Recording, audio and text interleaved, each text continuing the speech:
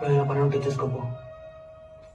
నమ్ముడు ఎప్పుడు నమ్మినాడు గనక ఇప్పుడు లోపల పోతుంటాడుగా, ఈడికి జ్వరం తెప్పిస్తాడు, అప్పుడు నమ్ముతాడు.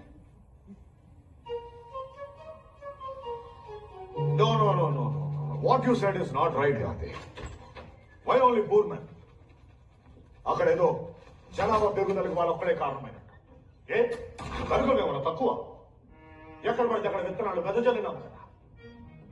నా పేదవాడికి ఏం తెలుసు పాపం. సైనికుడే యుద్ధంలో చచ్చేవాడు. రాజులు కదా రాజ్యాలు కొట్టేసి రాజులుగా పెట్టేసింది పిడి.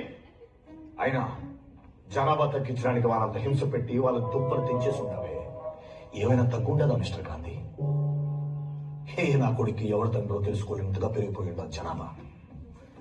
అయినా గాంధీ, తప్పు చూసిన నేసేస్తే తప్పు తొలగిపోదు కదా. తప్పు తాలూకు మూలాన్ని పట్టుకోవాలా. మూలం ఏందో చెప్పు. వారిని ఈ మాత్రం అవగాహన లేకుండా ఎలా అయిపోవప్ప నాయకుడివి? అవగాహన లేకపోవడేనప్ప తప్పుకు మూలం. అయినా నీ వల్ల అయితే అవగాహన కల్పించాలి కానీ అలా దొరికినోడు తుంపల్లా తెంచుకుంటూ పోకూడదప్ప.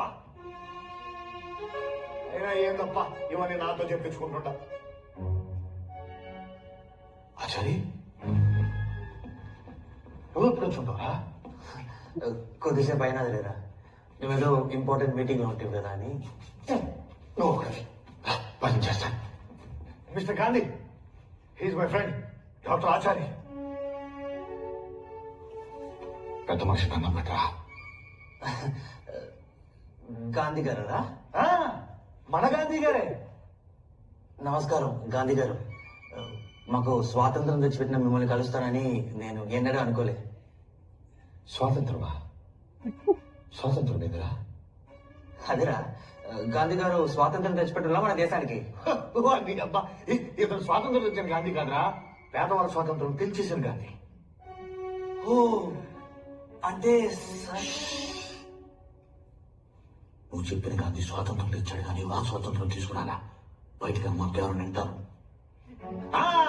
ఆయనే గుర్తుపట్టంగా. అంటే కనబడితే కదా గుర్తుపట్టడానికి.